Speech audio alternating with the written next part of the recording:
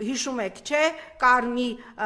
մարդասպան վիժվածք, ուրեմն Քամալ Զեյնալին, որը գլխատեց եւ այդ տեսանյութը անձամբ տարածեց սոցիալական ցանցերում նախորդին մենք տեսնում ենք ադրբեջանական լրատվամիջոցներով հրավիրել են պոռնիկի այդ վաստակին 80-ամյա արցախցի ծերունուն գլխատածին այդ կադրերը բոլորդ կարծում եմ տեսել եք եւ այդտեղ այդ Քեմալ Զեյնալին հպարտորեն պատմում է շնորհակալություն է հայտնում Ադրբեջանի ղեկավարությանը որ հասավ նրան որ Թշնամին Հայաստանին եւ հայ ժողովրդին ինքը այդ հերուստա հաղորդման ժամանակ անվանում է